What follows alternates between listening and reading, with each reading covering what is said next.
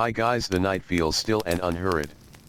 There is a quiet kind of darkness that settles over the desert, not heavy, not empty, but soft, like a blanket laid gently across the land. The air cools slowly after the long warmth of the day. Sand that once shimmered under the sun now rests in pale shades of gray and silver. Somewhere in the distance, a faint breeze moves across the open ground, brushing lightly against stone and dry grass. And beyond that stillness, there is a river. It moves calmly, steadily, without pause. The Nile. For a very long time, longer than most stories can comfortably hold, this river has flowed through the land we now call Egypt. It has not rushed. It has not changed its mind. It has followed its path with quiet patience, year after year, century after century. And along its banks, something unusual happened. While many other places shifted and broke and changed in sudden ways, Egypt remained. Not completely still. Not without hardship. But there was a rhythm here. A steady pattern. A sense that life, even with its struggles, followed a familiar path. It is this feeling we will gently explore. Not in a hurried way. Not through sharp turns or loud events. But slowly, like the river itself. We will move through time the way the Nile moves through the land quietly, steadily, and without force. Long before there were cities of stone, before temples rose into the sky, before names were written down or remembered, there were people living close to the water. They did not think of themselves as part of a grand civilization. They were simply living. In the early morning, before the sun had fully climbed into the sky, the air would feel cool against the skin. A soft mist might hover over the river's surface. The ground near the banks would still hold the dampness of the night. People would wake slowly. There were no clocks. No loud signals to begin the day. Just light and habit and the quiet understanding of what needed to be done. A man might step outside his simple home, built from mud and reeds, and look toward the river. The water level mattered. It always mattered. Because in Egypt, life followed the river's rhythm. Each year, the Nile would rise. Not suddenly. Not violently. But steadily, patiently. The water would swell and spread across the nearby land, covering the fields in a slow-moving layer. When it receded, it left behind dark, rich soil. Soft. Fertile. Ready. This simple, repeating event shaped everything. It meant that food could grow reliably. It meant that people did not need to wander endlessly in search of better land. It meant they could stay. And staying changes things. When people stay in one place for long periods of time, life begins to organize itself. Paths become familiar. Neighbors become known. Small routines take root. A woman might walk the same short distance to collect water each day, carrying it carefully in a clay vessel. The sound of her footsteps would blend with the quiet morning, the soft shifting of sand beneath her feet. Children would learn where the ground dips slightly near the river's edge. They would know which spots are safe, which areas to avoid when the water rises higher than expected. These small pieces of knowledge, passed gently from one person to another, begin to form something stable. Not perfect. Not unchanging. But steady. The land itself helped maintain this steadiness. To the east and west of the Nile lay wide stretches of desert. These were not places where large groups could easily live. The heat, the dryness, the endless sand made movement difficult. But these deserts also acted as quiet boundaries. They did not need walls or guards in the way later societies might. The environment itself created a kind of natural separation. It slowed down outside movement. It made sudden invasions less common, less frequent. So within the narrow green ribbon of the Nile Valley, life could continue with fewer interruptions. This did not mean there were no challenges. There were always challenges. Sometimes the Nile rose too little, and the soil did not receive enough water. Crops would struggle. Hunger would quietly spread. Sometimes the river rose too much, and the flooding covered more than it should, damaging homes or washing away carefully planted fields. But even these difficulties followed a pattern. They were not random in the way storms can be in other parts of the world. Over time, people began to understand the river's behavior. They watched. They remembered. They adjusted. They built small channels to guide water. They stored grain when harvests were good, knowing that some years would be harder than others. This ability to anticipate, to prepare gently over time, added another layer of calm to life. Not the absence of hardship, but the presence of understanding. As generations passed, small communities grew. Houses became slightly more structured. Groups of families formed villages.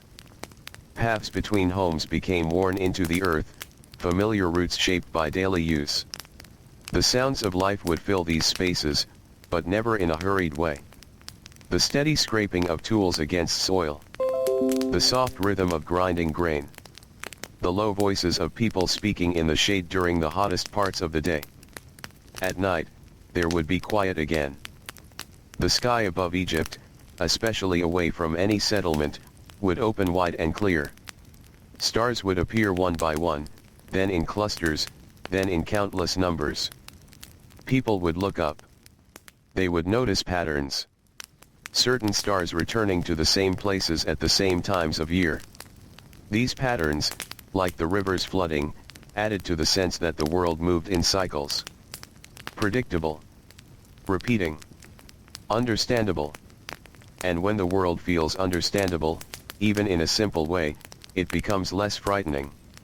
Over time, something else began to take shape. Leadership. Not sudden rulers or powerful kings at first. Just individuals who were trusted. People who understood the land well. Who knew when to plant, when to wait, when to prepare for the river's rise. Others would listen to them. Not because of force, but because their knowledge brought stability. This kind of leadership grows quietly. It does not demand attention. It earns it slowly, through repeated experience. As villages grew and began to interact more often, these leaders started to connect with one another. Small regions formed, each with its own customs, its own familiar ways. Yet all were tied to the same river. All watched the same water rise and fall. All depended on the same cycle. This shared dependence created a subtle unity. Even without formal agreements, there was an understanding that life along the Nile followed a common rhythm. Eventually, this quiet organization deepened. The separate regions began to come together more clearly, forming larger groups. This process was not loud. It did not happen all at once. It was gradual, like the shaping of a path by many footsteps over many years. At some point, long before recorded history as we know it, Upper and Lower Egypt began to take form as distinct areas, one stretching along the southern reaches of the Nile, the other spreading toward the north where the river opened into a wide delta. These two regions had their own identities, their own traditions. But again, they were connected by the same steady current. The Nile did not divide them in spirit. It linked them. Travel along the river was far easier than crossing the desert. Boats could move with the current or against it, depending on the wind. Goods could be carried. Messages could be shared. This ease of movement along a single natural pathway made communication smoother than in many other places. And smoother communication often leads to fewer misunderstandings. Fewer misunderstandings can mean fewer conflicts. Not none, but fewer. At some point, leadership became more centralized. A single ruler emerged, someone who would come to be seen not just as a leader of a village or region, but of the entire land. This figure would later be called a pharaoh. But even this shift did not bring sudden chaos. Because the idea of unity was already familiar. The people already shared the river. They already lived within the same natural boundaries. They already followed similar rhythms of life. So the transition toward a single ruler was, in many ways, an extension of what already existed. The pharaoh became a symbol of balance. Not just political control, but harmony. In Egyptian thought, there was a deep value placed on order, on balance, on the proper arrangement of the world. This concept would later be known as Ma'at. Ma'at was not just a word. It was a way of understanding life. It meant that things should be as they are meant to be. The river should rise and fall in its time. The crops should grow. People should treat one another with fairness. The ruler should maintain stability. And when these things happened as expected, there was a sense of calm. A sense that the world was in its proper place. This belief in balance helped shape how Egypt was governed. The pharaoh was not just a distant authority. He was seen as part of the natural order itself. His role was to maintain Ma'at, to keep things steady, to ensure that the cycles continued without disruption. And because this idea was deeply woven into daily life, it created a shared expectation. People did not expect constant change. They expected continuity. They expected the world to follow its patterns. And so, for long stretches of time, it did. As years turned into centuries, Egypt grew more structured. Large building projects began, though even these were approached with patience. Stone was cut slowly, carefully. Workers moved in steady rhythms, often singing quietly to match their pace. There was no rush in the way we might imagine today. These projects were understood to take time. And time, in Egypt, was something people had learned to work with, not against. Fields were planted and harvested. Grain was stored in large containers. Artisans shaped clay into vessels, wove fibers into cloth, carved stone into simple tools. Life was full, but not frantic. The stability of Egypt did not come from a single source. It was not just the river, or the desert, or the leadership. It was the combination of all these things. A reliable environment. Natural boundaries. Shared beliefs. Gradual organization. Patient time. Together, these created a society that could endure. Not without change. Not without moments of difficulty. But with a kind of quiet resilience. And as the night continues, and the river flows without interruption, we can begin to sense how this long stability was not an accident. It was something that grew slowly, like the silt left behind after each flood. Layer upon layer. Year after year. Until it formed a foundation strong enough to support one of the longest-lasting civilizations in human history. The air cools further now. The sounds grow softer. The Nile continues its gentle movement through the dark. And somewhere along its banks, in a time long past, someone rests, knowing that tomorrow will come in much the same way it always has. With light. With water. With quiet, steady life. And this is where our story continues. The morning comes gently. It does not rush into the land. It does not break the silence all at once. Instead, light slowly touches the edges of the world, brushing softly against the surface of the Nile. At first, the river looks pale, almost gray. Then, little by little, it begins to reflect the sky. A faint gold appears, then a warmer glow. The water remains calm, as it always does, moving in its steady, patient way. Along the riverbank, the earth still holds the memory of the night's coolness. The air feels soft. Easy to breathe. People begin to wake. Not all at once. Not in a hurry. One by one. A door made of reeds shifts open. A figure steps outside, pausing for a moment, as if listening. There is no urgency. Only awareness. This is how many mornings begin in early Egypt. Quietly. The rhythm of life here is guided not by strict commands, but by familiarity. A man walks toward the fields, carrying a simple tool made of wood. His steps follow a path worn gently into the soil. He has walked this path many times before.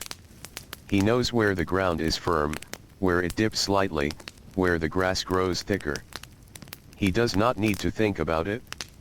The land has already taught him. Nearby, another figure kneels by the river, filling a clay jar with water. The motion is slow and careful. The jar is heavy once filled, and it must be carried back without spilling too much. The surface of the water ripples slightly as the jar is lifted. Then, it settles again. Always settling. Always returning to calm. The fields stretch out in long, narrow strips along the Nile. They are not wide, but they are rich. The soil here is dark and soft, left behind by the river's yearly flooding. It is different from the dry, pale sand just beyond the fertile land. This soil holds life within it. Seeds are pressed into it with care. Not thrown, not scattered wildly, but placed with intention. Because each seed matters. Each one carries the quiet hope of growth. There is a rhythm to farming here that rarely changes. First, the flooding. Then, the planting. Then, the waiting. And finally, the harvest. This cycle repeats again and again, year after year. People learn to trust it. Even when there are small changes, small variations, the overall pattern remains. This predictability brings a kind of comfort. It allows the mind to rest. Children grow up watching this cycle. They see how the adults move through the seasons, how they prepare for each stage. They begin to understand without needing long explanations. Learning happens through observation. Through repetition. A young child might follow an older sibling into the fields, carrying nothing at first, just watching. Later, they might carry small bundles, or help gather crops. There is no rush to grow up. Skills are learned slowly. Over time. In the center of a village, life gathers in small ways. There is no single loud marketplace, no overwhelming noise. Instead, there are quiet exchanges. A woman trades woven cloth for a small amount of grain. A man offers tools he has shaped from stone in exchange for help repairing his home. These interactions are simple, direct, familiar. People know one another. Faces are recognized. Voices are remembered. This familiarity reduces tension. There is less uncertainty when you understand the people around you. Homes are built from materials that are easy to find nearby. Mud mixed with water forms a kind of brick when left to dry in the sun. Reeds from the river provide structure. Roofs are flat, often used as places to sit in the cooler parts of the day. Inside, the space is modest. There may be a few clay pots, a place to grind grain, woven mats for sitting or resting. The air inside holds the scent of earth and dust, sometimes mixed with the faint smell of cooked food. It is not uncomfortable. It is simply what it is. During the hottest part of the day, activity slows. The sun rises high and strong, pressing warmth down onto the land. The air becomes still. People seek shade. They rest. Not as a luxury, but as a natural response to the environment. This pause in the day adds to the slow rhythm of life. There is work, yes. But there is also rest. And both are accepted. As the sun begins to lower again, movement returns. The light softens. The air becomes easier to bear. Voices can be heard again, quiet conversations carried gently through the village. Someone prepares a simple meal. Grain is ground into flour, mixed with water, shaped, and cooked. Vegetables grown near the river are added when available. The food is plain, but it is enough. Enough becomes a kind of quiet satisfaction. Over time, these small villages grow more connected. Paths extend between them. Boats travel along the Nile, carrying goods and people. The river becomes not just a source of life, but a pathway. A connection. Movement along the Nile is smoother than movement across land. Boats glide with the current, or use the wind when traveling in the opposite direction. This ease of travel allows ideas to move. Not quickly, not in sudden bursts, but steadily. Just like everything else. As connections strengthen, shared practices begin to form. Similar ways of building. Similar tools. Similar beliefs. This does not erase differences between communities, but it creates a foundation of understanding. People begin to see themselves as part of something larger. Not in a loud or declared way, but in a quiet recognition. The idea of order continues to deepen.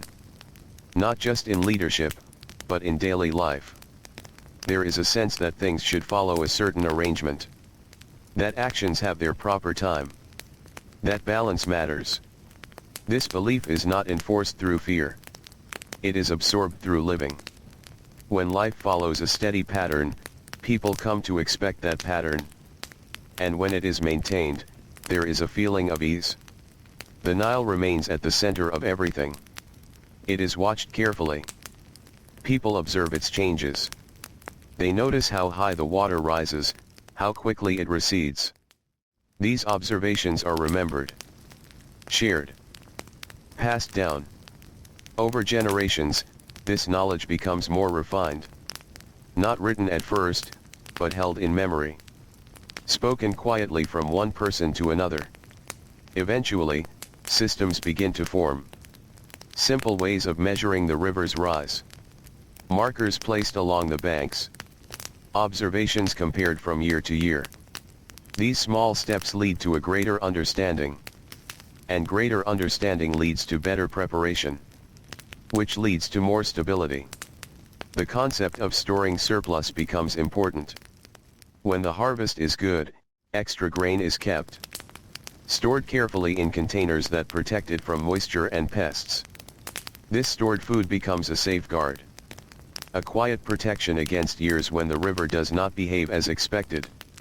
This practice reduces sudden crisis. It softens the impact of difficult years. And in doing so, it preserves the overall calm of the society. Leadership continues to evolve.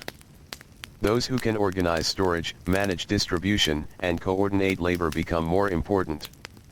Their role is not just to lead, but to maintain balance. To ensure that resources are shared in a way that supports the whole community. This responsibility is taken seriously. Because imbalance can lead to unrest. And unrest disrupts the calm. Gradually, these roles become more defined. Structures form. Systems of governance begin to take shape. Still simple, still closely tied to daily life, but more organized than before. This organization does not feel heavy or forced. It grows naturally from need. From repetition. From shared experience. The land of Egypt, with its narrow fertile strip and surrounding deserts, continues to shape this development. It limits expansion in certain directions. It focuses life along the river. It keeps communities aligned along a single axis. This alignment makes coordination easier. It reduces fragmentation. It supports unity. As time passes, the sense of a unified land becomes stronger. Upper and Lower Egypt, once more distinct, begin to feel more connected. The idea of a single ruler overseeing both regions becomes more accepted. Not as a sudden imposition, but as a continuation of the gradual movement toward unity. The pharaoh, as this ruler becomes known, represents more than authority. He represents the continuation of order. The preservation of balance. The steady flow of life as it has come to be understood. People look to him not for constant direction, but for reassurance.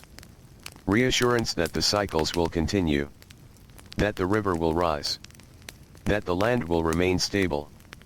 And so, Egypt moves forward. Not quickly. Not dramatically. But steadily. Like the Nile itself. Always moving, always flowing, yet always familiar. The evening returns once more. Light fades slowly across the fields. The river reflects the changing sky. Voices quiet. Movement slows. Another day comes to a close. And in that quiet, in that gentle fading of light, the sense of continuity remains. A soft understanding that tomorrow will follow much the same path. And that this path, though simple, is strong. Strong enough to endure. Strong enough to last. The night settles again, as it always does. There is no sharp boundary between day and darkness here. The light fades slowly, stretching itself thin across the horizon until it disappears almost without notice. The warmth of the day lingers for a while, resting gently on the earth, before it too begins to fade. The Nile continues its quiet movement. Even in the darkness, it does not stop. It does not hesitate. It flows as it always has, unseen but understood. And along its banks, life rests. In the deeper hours of the night, there is a kind of stillness that feels complete. The air is cooler now. A faint breeze may move through the reeds, creating a soft rustling sound that comes and goes without pattern. The stars above remain steady, holding their places in the sky, as they have for generations. Somewhere in a small village, a faint glow might still be seen from a low fire, its light dim and gentle. It does not reach far. It does not disturb the darkness. It simply exists. People sleep. Their bodies, tired from the slow and steady work of the day, find rest easily. There is no rush waiting for them in the morning. No sudden change expected. Just the continuation of a familiar rhythm. And so, sleep comes naturally. As time moves forward, almost unnoticed, Egypt continues to grow not in sudden leaps, but in quiet layers. Each generation adds something small. A slightly better tool. A slightly stronger structure. A slightly clearer understanding of the land. These changes do not disrupt the overall calm. They blend into it. Like new grains of sand settling among old ones. One of the most important changes begins to take shape in a very simple way. It begins with the need to remember. At first, memory lives only in the mind. People remember the seasons, the floods, the harvests. They remember agreements, exchanges, and shared responsibilities. But as communities grow larger, memory alone becomes less certain. Details can fade. Voices can be forgotten. And so, slowly, carefully, a new idea begins to form. The idea of marking things down. At first, these marks are simple. Small symbols scratched into clay or carved into stone. They do not yet form a complete system. They are not used for long stories or complex ideas. But they serve a purpose. They help keep track of grain. They record the movement of goods. They provide a kind of memory that does not fade with time. This development is quiet, but powerful. Because once something is written, it can remain. And what remains can be shared beyond a single moment. Over time, these simple marks grow into a more structured system. Symbols begin to represent sounds, objects, and ideas more clearly. This early form of writing becomes a tool not just for record keeping, but for communication across distance and time. And with this, Egypt gains another layer of stability. Because knowledge can now be preserved more reliably. Alongside this, roles within society become more specialized. Not everyone spends their day in the fields. Some people begin to focus on specific tasks. A person who shows skill in shaping clay may spend more time creating vessels. Another who understands the marks of writing may begin to record information for others. These roles are not separate from the community, they are part of it. Each contributes to the whole. Each supports the steady functioning of daily life. Among these roles, one becomes particularly important. The role of the scribe. A scribe is someone who learns to read and write the growing system of symbols. This is not a skill learned quickly. It takes time, patience, and repetition. But once learned, it allows the scribe to record information in a way that others cannot. They keep track of harvests. They note the level of the Nile. They record decisions made by leaders. In this way, scribes become quiet keepers of order. They do not command armies. They do not build monuments. But they preserve the details that allow society to function smoothly. At the same time, beliefs about the world continue to deepen. The natural cycles, the rising of the Nile, the movement of the stars, the changing of the seasons begin to take on deeper meaning. People do not see these things as random. They see them as part of a larger order. A balance that must be maintained. This belief strengthens the idea of Ma'at. Ma'at is not something people speak of loudly or constantly. It is simply understood. It is present in the way people act, in the way they expect the world to behave. It is a quiet agreement between the land, the people, and the forces they believe guide everything. Temples begin to appear. At first, they are not grand or towering. They are simple spaces set aside for reflection and ritual. Places where offerings can be made. Where people can express their respect for the forces that shape their lives. These spaces are calm. There is no chaos inside them. Only quiet movement, soft voices, and the faint scent of offerings. Priests emerge as caretakers of these spaces. Their role is not to control, but to maintain. They perform rituals at regular times. They ensure that the proper steps are followed. They help preserve the connection between daily life and the larger sense of order. Like the scribes, they support stability in a quiet way. As Egypt becomes more unified under a single ruler, these systems begin to connect. The pharaoh, the scribes, the priests, the farmers all become part of a larger structure. Each has a role. Each contributes to the continuation of life as it has come to be known. This structure is not rigid in the way we might imagine. It is more like a pattern. Flexible, but consistent. The pharaoh's presence grows stronger over time. Not as a distant figure, but as a symbol woven into daily. When the Nile floods as expected, it is seen as part of the balance he upholds. This belief does not create pressure in a loud way. It creates expectation in a quiet way. And expectations, when shared widely, help maintain order. Large projects begin to take shape. Not rushed, not forced, but organized with care. Stone structures are built. Temples grow larger. Eventually, the earliest pyramids begin to appear. These are not sudden achievements. They are the result of careful planning, patient labor, and steady coordination. Workers do not approach these tasks with urgency. They work in rhythm. Groups move together, lifting, placing, adjusting. There is a quiet cooperation in their movements. A shared understanding of the task. Food is provided. Shelter is arranged. The work continues day after day, without sudden change. And slowly, over time, the structures rise. Not in a dramatic moment, but in a gradual process that mirrors the pace of life itself. These projects do more than create physical monuments.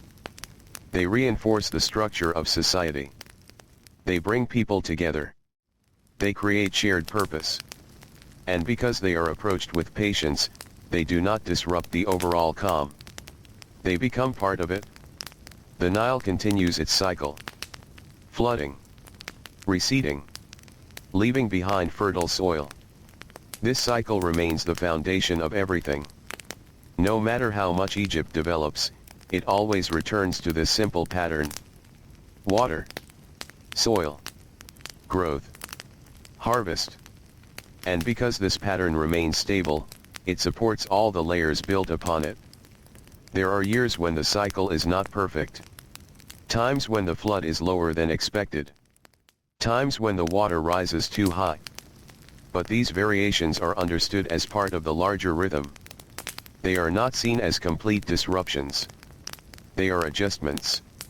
And because of the systems in place, storage, organization, shared knowledge. These adjustments can be managed.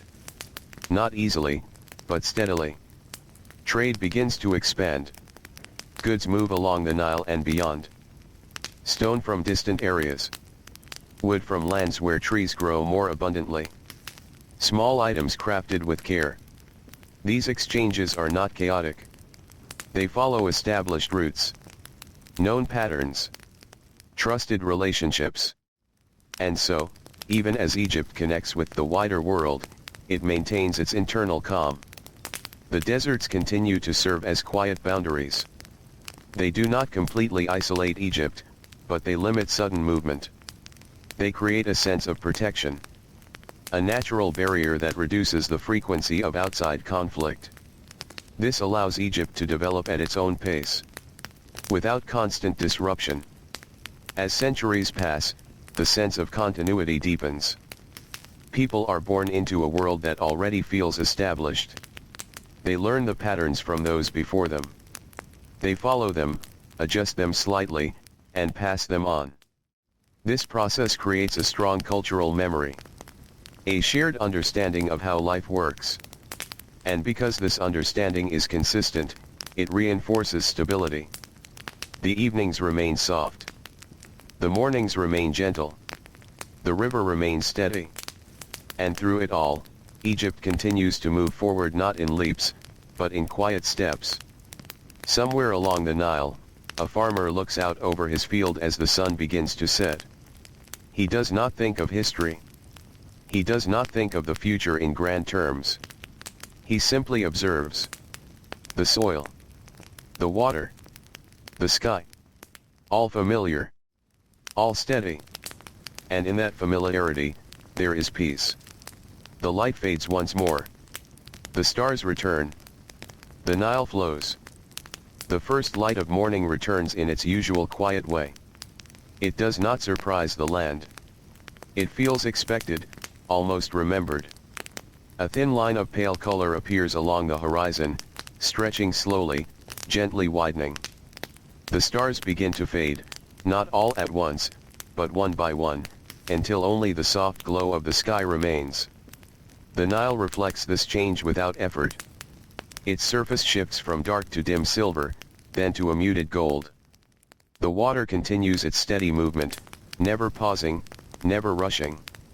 And once again, life begins.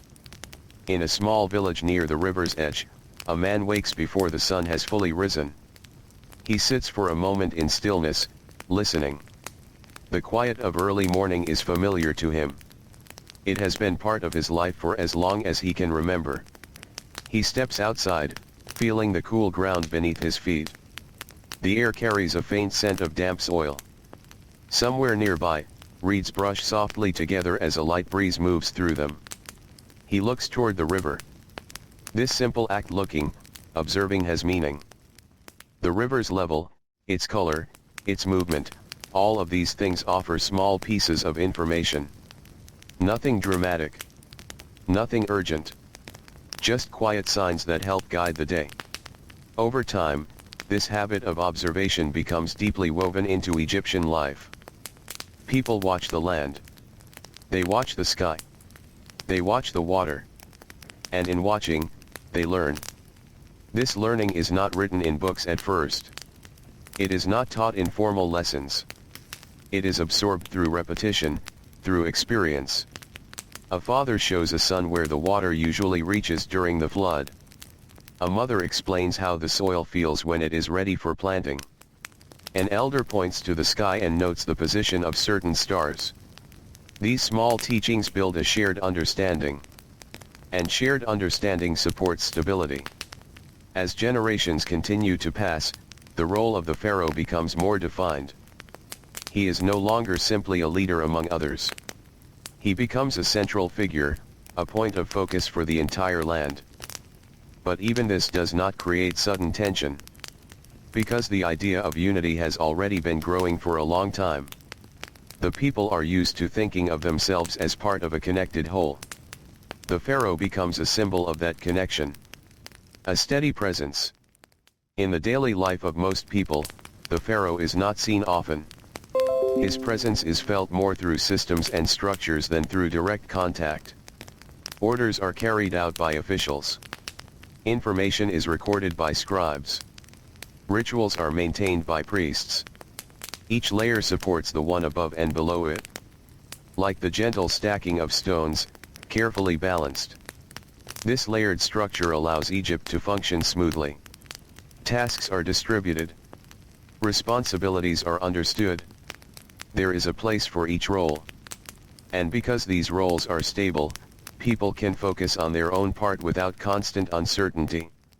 The fields continue to provide the foundation of life. Farming remains central.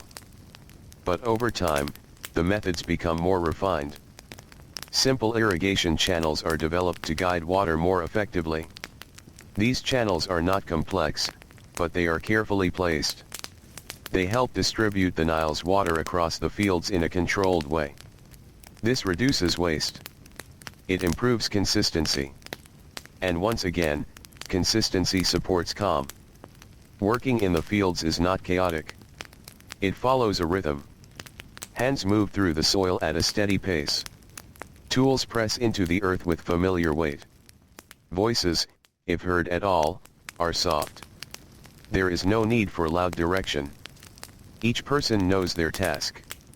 At times, groups of workers gather for larger efforts. Repairing irrigation channels. Reinforcing riverbanks. Preparing shared storage areas. These activities bring people together, but not in a noisy way. There is a quiet cooperation. A shared purpose that does not need to be spoken aloud. Food continues to be simple and sustaining. Grain remains the staple. Bread is made daily, shaped by hand, baked with care. Vegetables grown near the river add variety. Occasionally, fish from the Nile provide additional nourishment. Meals are not rushed. They are moments of pause, of rest, of quiet satisfaction. Inside the homes, life moves gently. The walls, made of mud brick, hold the warmth of the day and release it slowly at night.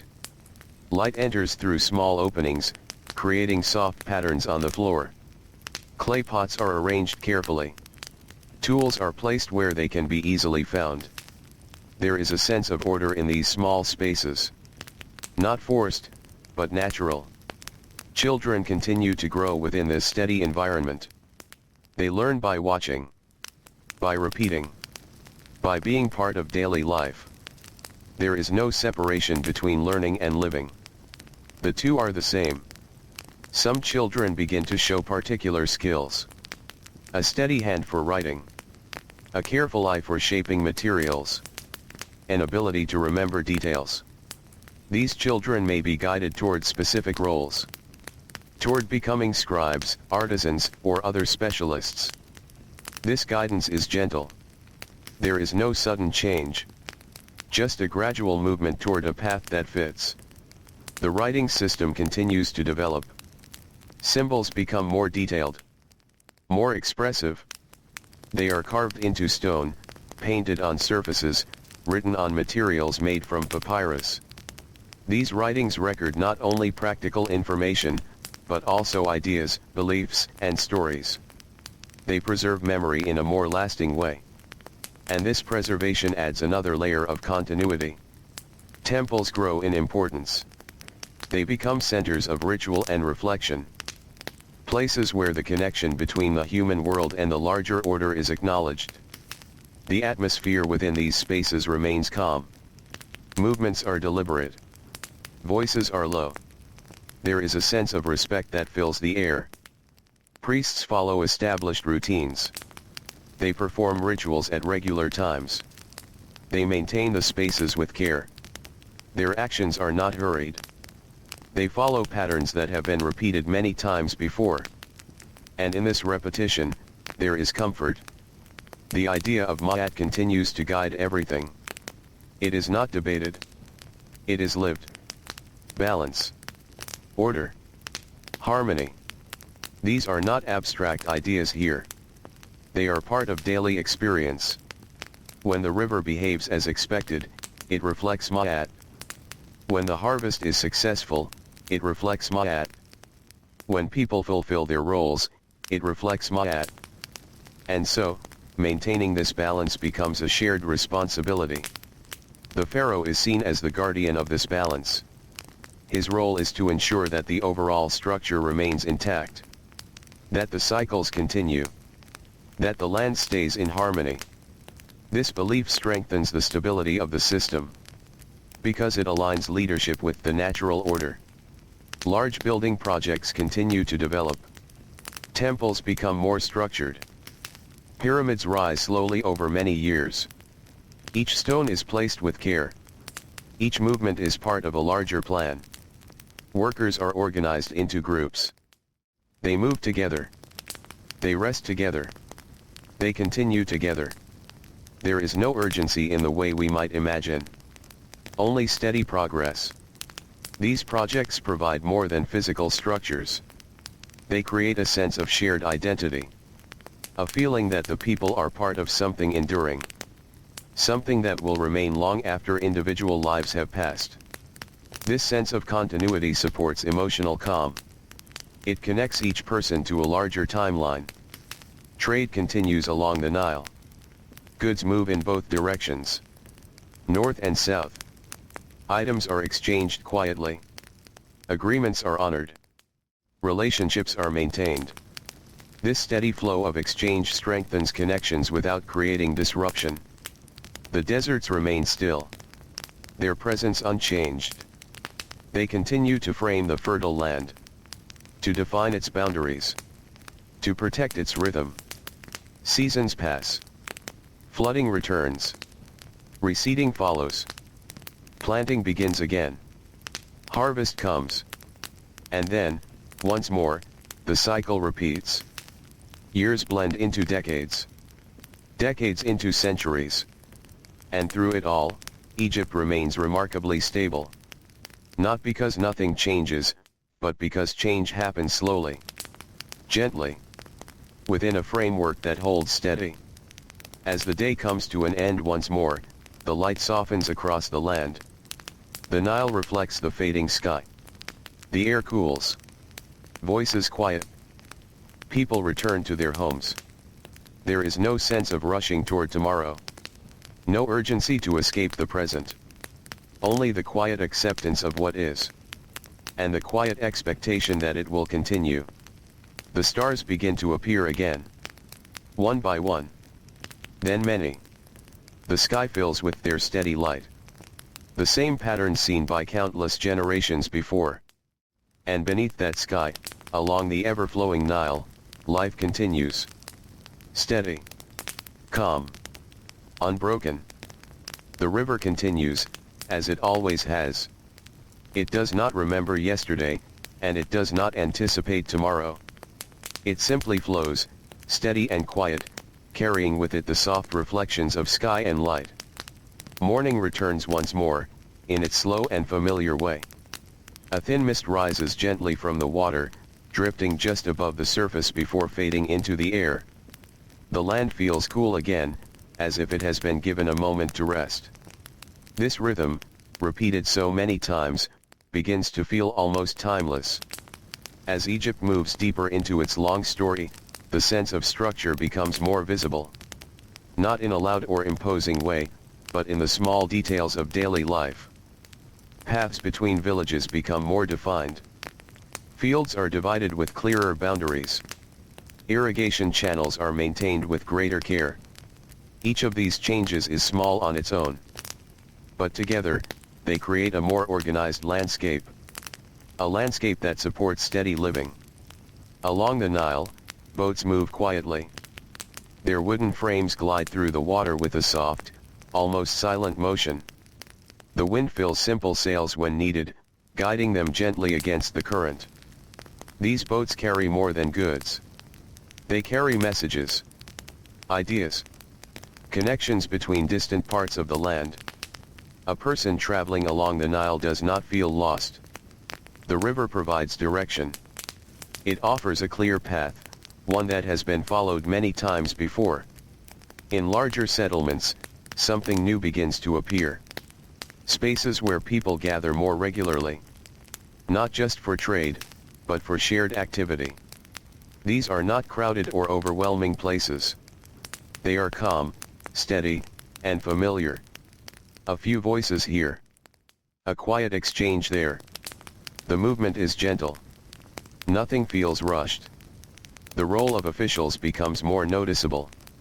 These individuals help manage the growing complexity of society. They oversee the distribution of grain.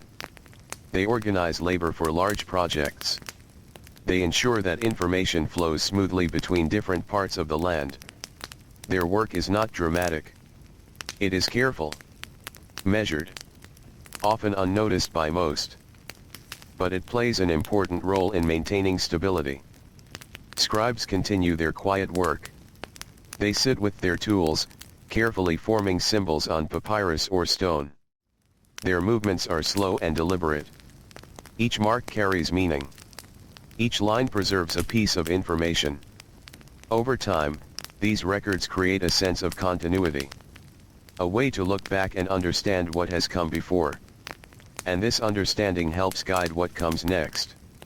In the temples, rituals continue without interruption. The same steps are followed. The same words are spoken softly. The same offerings are made. This repetition is not empty.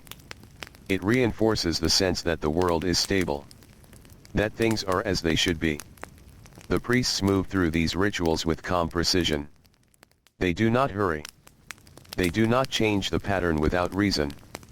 Their role is to maintain, not to alter. And in this consistency, people find reassurance. The idea of Ma'at remains at the center of everything. It is not spoken loudly. It is not debated. It is simply present. In the way people treat one another. In the way tasks are completed. In the way the land is cared for. Balance. Order. Harmony. These are not distant ideals. They are part of daily life. The pharaoh continues to embody this balance. His image appears in carvings and structures. His presence is felt through the systems that guide the land. He is not just a ruler. He is part of the pattern. A steady point in a world that values steadiness. Large building projects continue, slowly shaping the landscape. Pyramids rise over many years. Their surfaces catch the light in different ways as the day moves. Workers move stones with care. Their actions are coordinated. Their pace is steady. There is no rush. Only progress. These structures are not built in a moment of urgency. They are built over time. With patience. With repetition. Each stone placed adds to something larger. Something lasting. And in this process, people find a quiet sense of purpose. Life in the fields remains steady.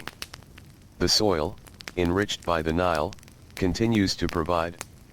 Farmers work with the land, not against it. They follow its patterns. They adjust when needed. But they do not try to force it into something unfamiliar. This relationship with the land is gentle, respectful, built over generations. And because of this, it remains stable. There are times when the Nile behaves differently. When the flood is not quite as expected. In these moments, the systems of storage and organization become important. Grain from previous years is brought out. Shared carefully. Distributed in a way that supports the whole community. These moments test the system. But they do not break it. Because the system has been built slowly. Thoughtfully. Trade continues to extend beyond Egypt. Goods move in and out of the land. Stone, wood, and other materials arrive. Crafted items leave. These exchanges are steady. They follow known paths. They rely on established relationships. There is no sudden surge. No overwhelming change. Just a gradual expansion. The deserts remain quiet. Unchanged. They continue to define the edges of the fertile land. They create a sense of enclosure. A natural boundary that supports internal stability. As the years pass, the sense of continuity deepens. People are born into a world that already feels complete. They learn its patterns. They follow them. They pass them on. This cycle creates a strong foundation, one that supports calm living. Even in moments of difficulty, there is a sense that things will return to balance. That the river will rise again. That the soil will be renewed. That life will continue. This belief is not forced. It grows naturally from experience. From seeing the cycle repeat again and again. Evenings remain soft. The light fades slowly. The air cools. The sounds of the day settle into quiet. People gather in their homes. Meals are shared. Voices are low. There is no rush. The night follows. Stars appear in their familiar patterns. The river reflects their light in soft, moving lines. The land rests. And in this rest, there is a deep sense of peace. A feeling that everything is in its place. That the world, in its quiet way, is balanced. Egypt continues. Not through sudden change, but through steady movement. Through repetition. Through understanding. Somewhere along the Nile, a scribe finishes a line of writing. He pauses, looking at the symbols he has created. They will remain long after he is gone. A small part of a much larger story. Nearby, a farmer prepares for the next day. Checking tools. Looking toward the river. Not with worry, but with quiet attention. The same river. The same land. The same sky. And yet, always moving forward. Always continuing. The darkness deepens. The breeze softens. The Nile flows on. The night in Egypt does not feel like an ending. It feels more like a pause. A long, gentle pause where everything remains in place, waiting for light to return without urgency. The river does not change during this pause. It continues its slow movement through darkness, carrying the memory of the day without holding onto it. And the land around it rests. Not in silence that feels empty, but in silence that feels complete. When morning comes again, it does so without announcement. Light spreads gradually, as if it is remembering where to go. The outlines of trees, reeds, and simple homes begin to reappear. The Nile shifts from black to deep blue, then to soft silver, reflecting the sky as it changes above. Everything feels familiar. Everything feels continued. In this continuity, Egypt develops something rare in the ancient world. A sense of long, uninterrupted time. Not because nothing happens, but because what happens fits into patterns that repeat gently. The river floods. The fields grow. The grain is harvested. The storage is filled. The seasons return. And life adjusts, always returning to balance. In the villages, the day begins with small movements. A pot is lifted from a shelf. A door made of woven reeds is opened. A tool is picked up from its resting place. Each action feels like part of a larger rhythm, as if people are simply continuing a movement that began long before them. There is little hesitation. The body remembers what to do. Children grow into this rhythm without needing to be taught it in formal ways. They see it. They live inside it. They learn when to wake by the position of light through small openings in the walls. They learn when to rest by the heat of the sun. They learn when to work by the movement of others around them. Life itself becomes the teacher. Along the river, the fields stretch quietly. Not wide, but long, and carefully shaped. Each section of land follows the natural flow of the Nile, making use of every part of the fertile soil it leaves behind. Farmers move through these fields in steady lines. Their feet press into earth that has been softened by water and time. There is no need for haste. The land responds best to patience. In the distance, the river glimmers as it moves. Sometimes smooth, sometimes broken by small ripples of wind. It is never still.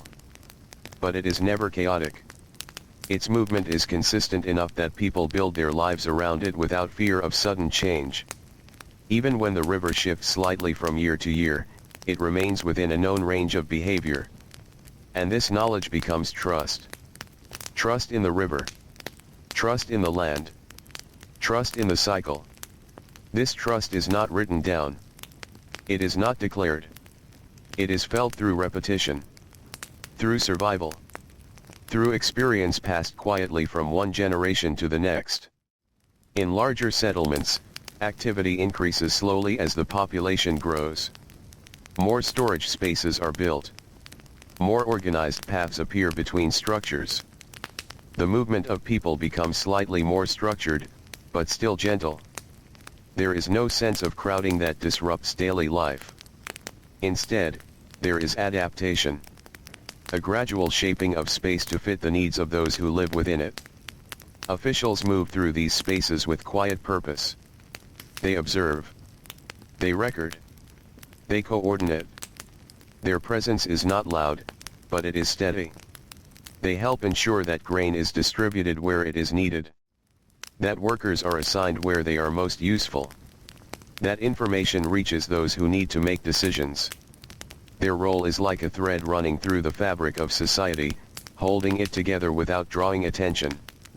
Scribes continue their careful work. They sit in shaded areas, away from the strongest heat of the day. Their tools are simple, but their task is important. They record the flow of goods. They track the movement of resources. They preserve knowledge in written form, so it does not fade with memory. Each symbol they write becomes part of a growing record of life. Not just events, but patterns. Not just actions, but continuity. In temples, the rhythm of ritual remains unchanged. The same gestures. The same offerings. The same quiet words spoken in familiar order. This repetition is not about lack of imagination. It is about stability. It reflects a belief that certain actions, when done correctly and consistently, help maintain balance in the world.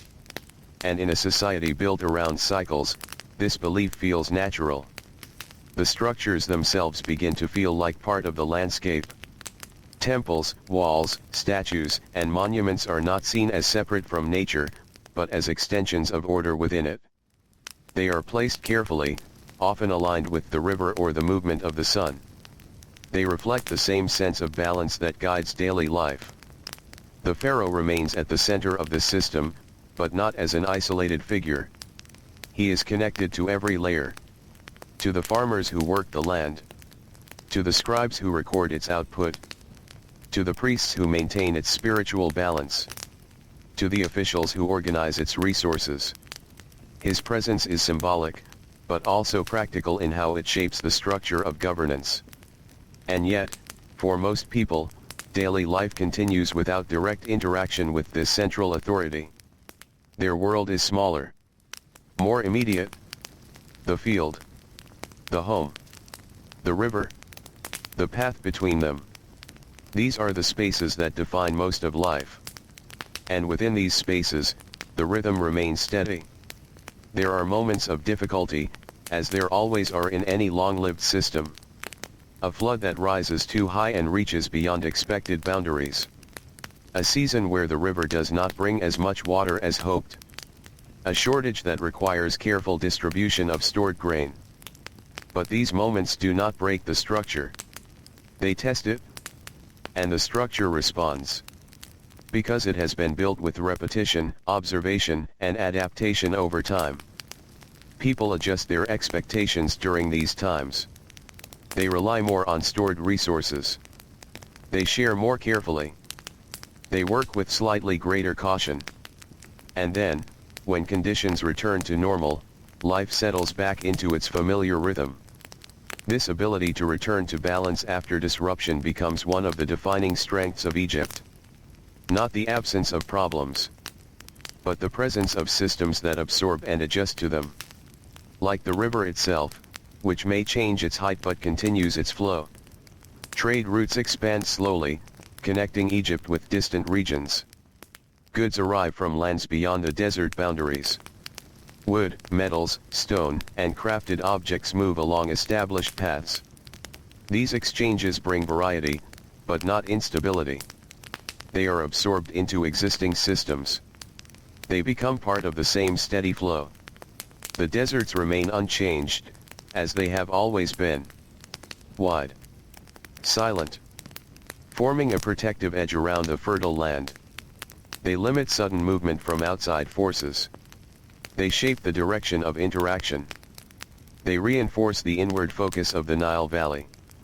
As centuries continue, the sense of continuity grows stronger. People live with an awareness, even if unspoken, that they are part of something long-lasting. Their actions connect to those before them, and to those who will come after them. A chain of life that stretches beyond individual experience. Even death is understood within this continuity. Not as a sudden break, but as a transition into another phase of existence. Rituals surrounding burial and remembrance reflect this belief. Careful preparation. Respectful ceremony. A sense that life continues in another form. This perspective reinforces the idea that nothing is truly disconnected. Everything remains part of the larger order. As the sun begins to set again, the land grows softer in color. Gold fades into orange. Orange into deep red. Then into quiet darkness. The Nile reflects all of it, absorbing the sky without changing itself. Villages settle into evening routines. Meals are prepared. Tools are set aside. Voices lower. Movement slows. There is no rush toward anything beyond the present moment. Only the completion of another day within the cycle. And as night returns once more, the stars reappear. The same stars. In the same patterns. Watching over a land that has learned to move with time rather than against it. Egypt continues. Not loudly. Not abruptly. But steadily. Like breath. Like water. Like the river that never stops moving through the dark. The night does not truly end in Egypt. It simply thins. Darkness becomes less dense, less complete, as if it is slowly releasing its hold on the land. A faint shift begins along the horizon, subtle enough that it could be missed if one is not paying attention. But the river notices nothing. It continues as always. Steady. Unchanging in its movement. Patient in its course.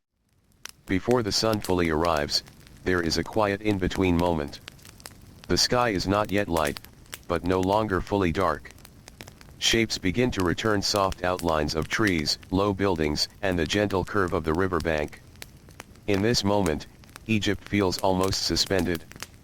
As if the world is holding its breath, not in anticipation, but in calm continuation. Then light returns. Not suddenly, but gradually, like a memory becoming clearer. It touches the tops of reeds first. Then the water. Then the fields. And finally, the small paths where people will soon walk again. A new day begins, but it does not feel separate from the last. It feels connected. Like a single thread continuing through time. This sense of connection is one of the quiet foundations of Egyptian life. Days do not feel isolated. They feel linked. Each one following the next in a familiar rhythm. In the villages, people begin moving again with gentle familiarity. There is no need for instruction in most tasks. The repetition of life has already taught what is needed. A hand reaches for a container of grain. Another prepares a simple tool for the field. A door opens and closes without hurry.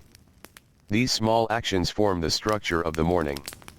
Near the river, the air is slightly cooler. Mist may still linger above the water in thin layers, drifting slowly before dissolving into the growing warmth. The Nile continues its motion beneath it all. It does not change its pace for anyone. It does not need to. Its rhythm is older than memory. Farther inland, the fields begin to fill with movement. Farmers step into rows of soil that have been prepared over previous days. Their work is steady and patient. Hands press seeds into the earth. Water is guided through small channels with care. Nothing is rushed. Everything follows timing learned through experience. There is a quiet understanding among those who work the land. The land responds best when it is not forced. When it is observed. When it is respected. So effort is balanced with patience. Action is balanced with waiting. In this balance, there is stability. Not the absence of difficulty, but the presence of adaptation. When conditions shift slightly, people adjust. When the river rises more or less than expected, responses change gently. Not dramatically. Not with panic. But with memory and observation. As the day grows brighter, activity spreads slowly through larger settlements. Storage areas are checked. Grain supplies are examined.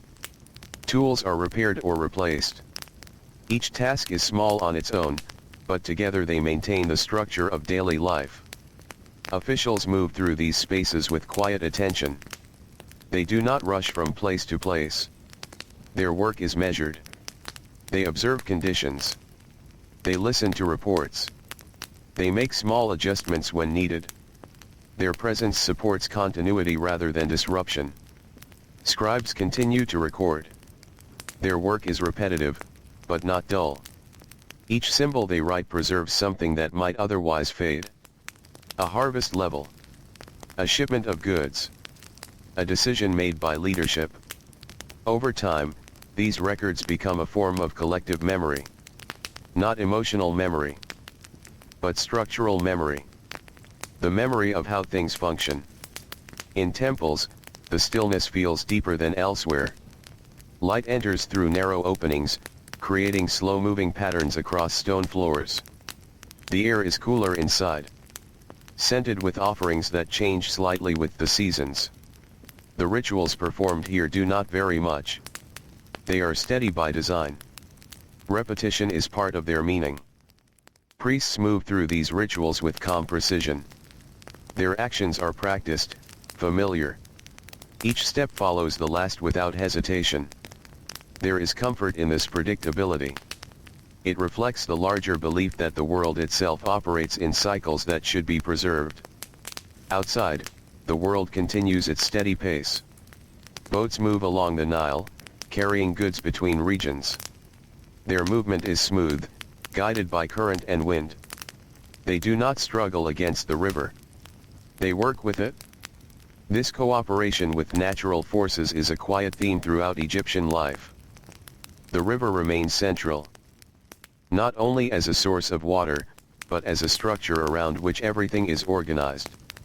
Villages align along it. Fields depend on it. Trade follows it. Even movement through the land is shaped by its direction. It is not just geography. It is rhythm. As the sun rises higher, the land warms. Shadows shorten. Activity continues, but still without urgency.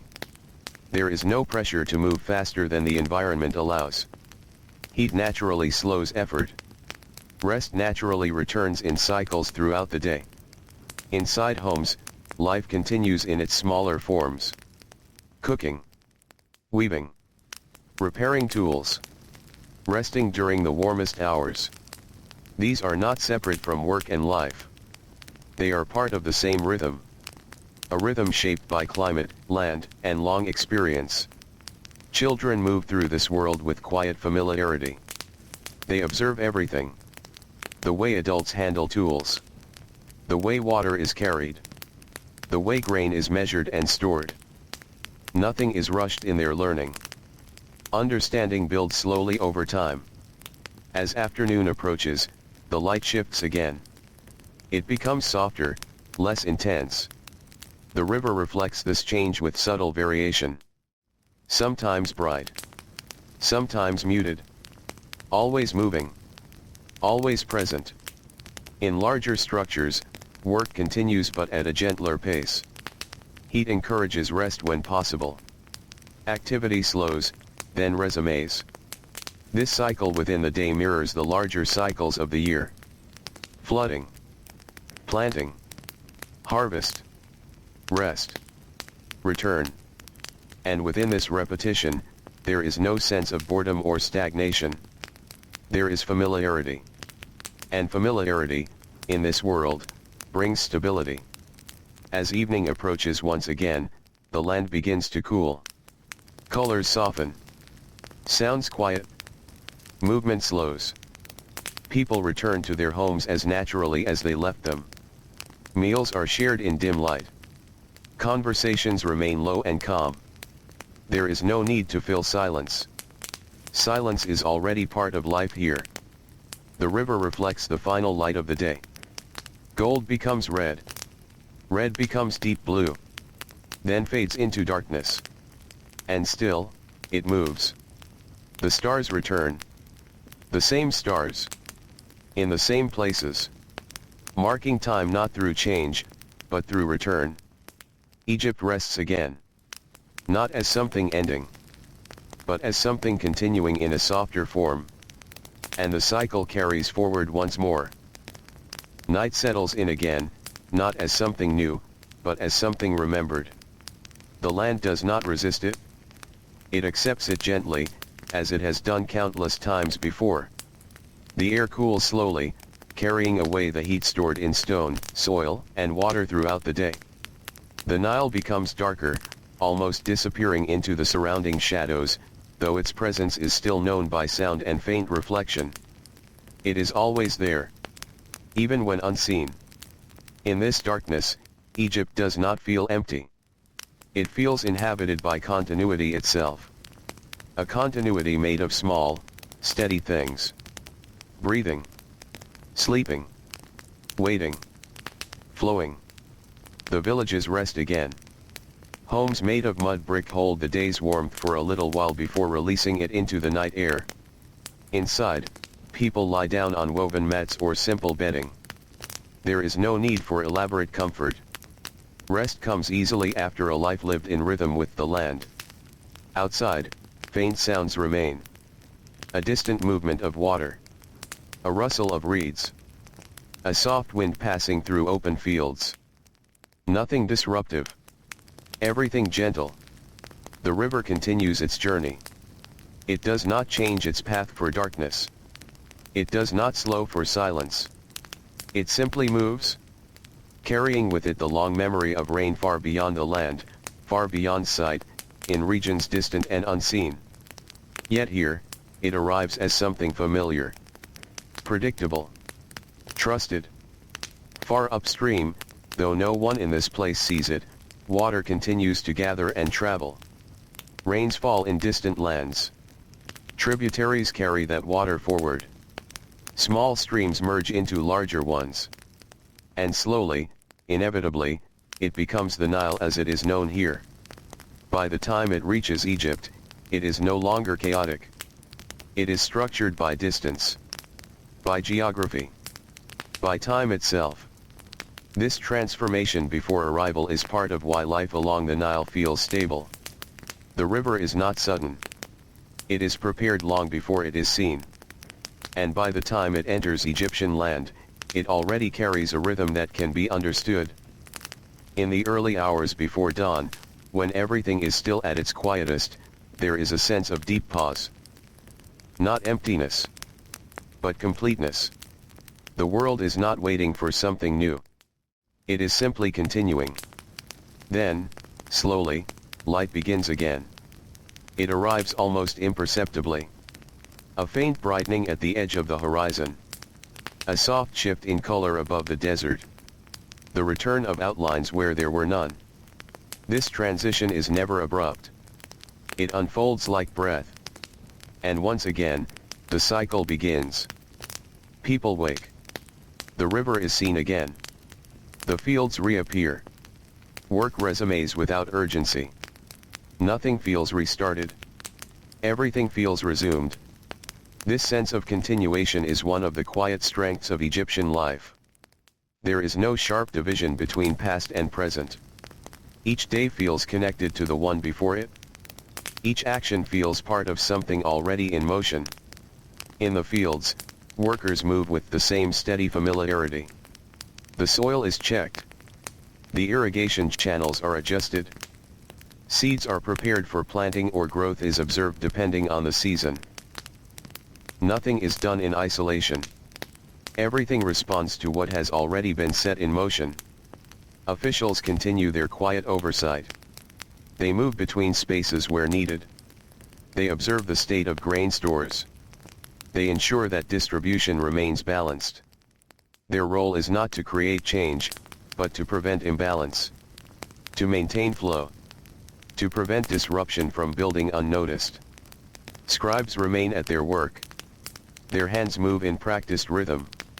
Line after line of information is recorded. Their writing becomes a kind of mirror of society itself. Order recorded through order. Pattern recorded through pattern. Temples remain still and structured. They are not separate from the world outside, but they feel slightly removed from its movement. Inside them, time feels slower, more deliberate. Each ritual is performed in a way that reflects continuity rather than variation. Priests move carefully through these spaces. Their steps are measured. Their actions precise. They are not improvising. They are repeating. And in repetition, they maintain what is believed to be balance in the wider world. Outside, the Nile continues its presence as the central thread of everything. It connects regions. It shapes settlement. It determines agriculture. It influences travel and trade. It is not simply a river in the landscape. It is the structure around which life organizes itself. Even distant communities, separated by stretches of land, remain linked through it. A boat traveling downstream carries goods, but also familiarity. It carries signs of other places. It carries consistency. It carries the assurance that movement along this path is possible and reliable. The desert, on either side, remains quiet and vast. It does not change quickly. It does not invite constant movement. It creates a natural stillness around the river valley. A boundary that supports focus inward rather than outward expansion. Within this enclosed space, civilization develops without constant external interruption. This does not mean it is isolated. But it means change arrives in measured ways. Not in sudden waves, but in slow adjustments. As time continues, generations become accustomed to this rhythm. They do not expect rapid transformation. They expect cycles. They expect return. They expect continuity. Even when new ideas appear, they are absorbed gradually. They do not replace what exists immediately. They blend into it. They adjust it. They become part of the same slow-moving structure. And so, Egypt continues through time with a rare kind of stability. Not perfect. Not without difficulty. But steady enough that life can organize itself around expectation rather than uncertainty. Even death, when it comes, is placed within this structure. It is not treated as a rupture, but as a passage. Rituals surrounding it reflect care, preparation, and continuity. Efforts are made to preserve identity beyond physical life. To maintain connection beyond visible existence. This too reflects the broader belief in ongoing order. As the sun returns yet again, the land warms. The river glows softly. Fields become active once more. And the cycle continues without interruption. There is no moment when Egypt feels like it suddenly begins. It always feels like it is already ongoing. Already established. Already moving. And so, the days pass in the same gentle structure. Not identical, but familiar. The river flows. The land responds. The people continue. The river moves through the night as if the night itself is part of it. There is no separation between water and darkness here. One blends into the other so completely that the Nile becomes less of an object and more of a presence, something felt even when it cannot be clearly seen. The land around it rests in this shared stillness. Not silent in an empty way, but silent in a full way. A silence that contains everything without needing to announce it. As the hours pass, Egypt remains unchanged in its rhythm. The same cycles continue beneath the surface of night. People sleep. Animals rest. The wind shifts gently across open fields. The stars hold their positions with quiet consistency. And through it all, the river continues forward. Always forward. Never rushing. Never stopping. Long before written memory, this pattern had already settled into the land. The Nile had been shaping life here for far longer than any human record could fully capture. Its floods arrived not as chaos, but as expectation. Its retreat left not destruction, but renewal. And over time, everything around it adapted to this rhythm. The earliest communities along its banks did not think in terms of civilization or history. They thought in terms of survival that repeated. Water arriving. Soil renewing. Seeds growing. Life returning. Then repeating again. This repetition, so constant and dependable, began to form a quiet kind of structure. Not built in stone at first, but built in behavior. In memory. In expectation. Even before cities, even before rulers, there was already a shared understanding forming along the river. That life here followed a pattern. And that pattern could be trusted more often than not. When small settlements grew into larger ones, they did not lose this understanding. They carried it with them. Village became village. Community became community. And all remained tied to the same slow rhythm of the Nile. Over time, this shared rhythm became something more than practical knowledge. It became identity. People did not simply live near the river. They lived with it. Their lives were measured in relation to its movement. Its rise. Its fall. Its return. As dawn approaches once more, the sky begins to soften. Not abruptly, but with the same patience that defines everything else here. The darkness thins. The horizon changes color. And the world slowly becomes visible again. The Nile is among the first things to reappear. Not as a new presence, but as a continuing one. As if it never left. As if night was only a different way of seeing it. In the early light, movement returns gently. A figure walks toward the river with a container for water. Another steps out into a field, pausing briefly before beginning work.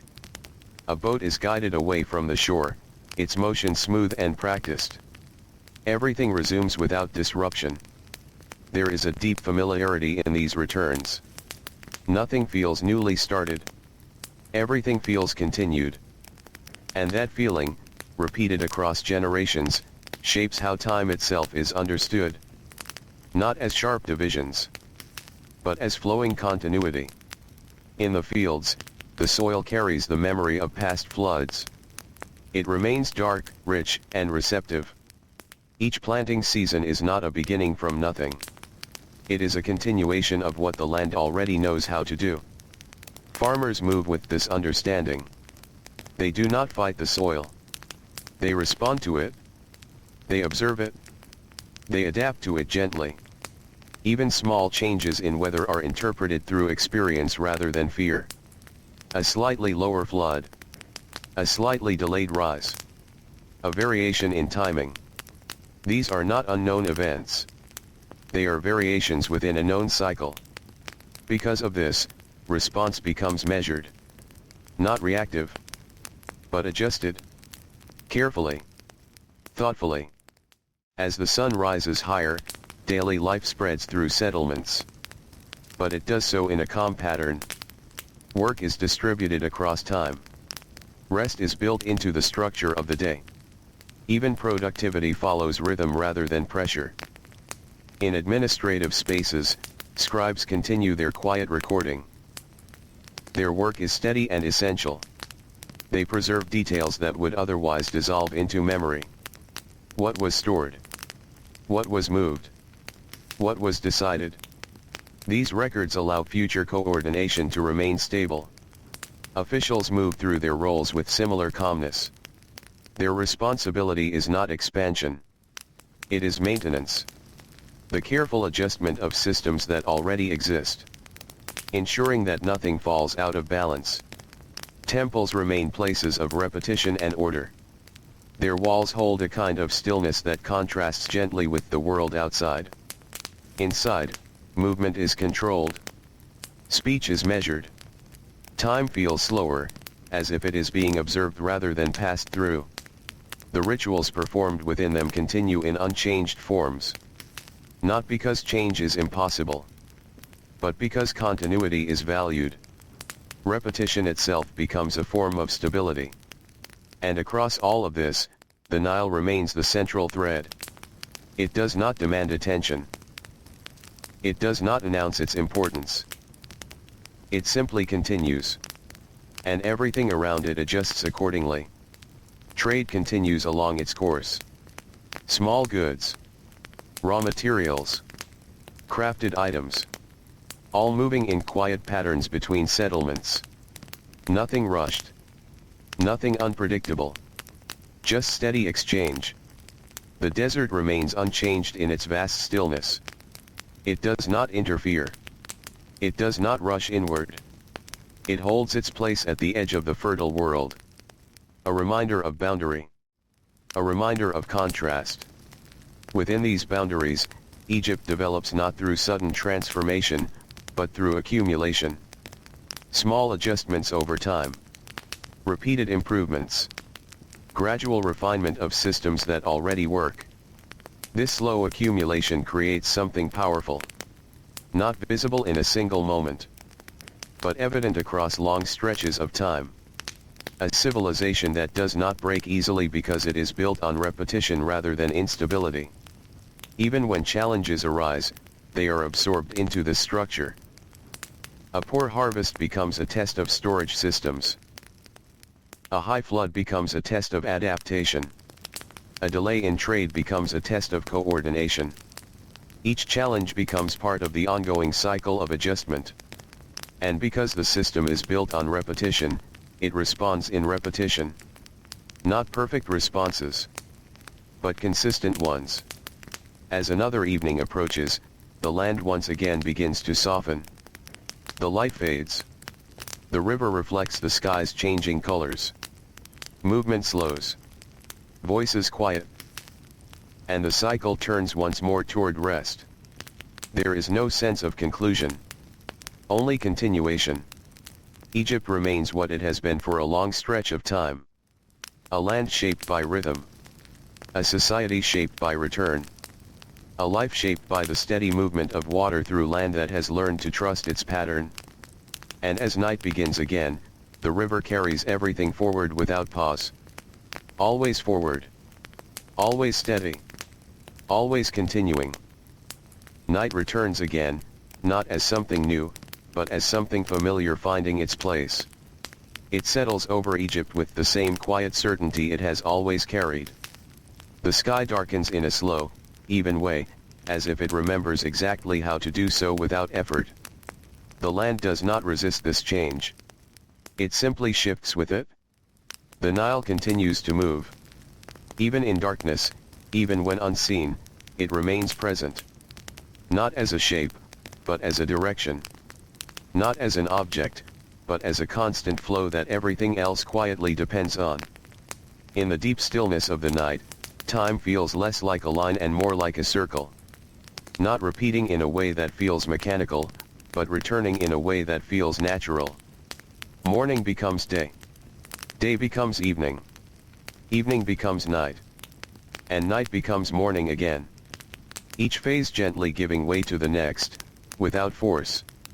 This rhythm shapes not only the land, but the minds of those who live within it.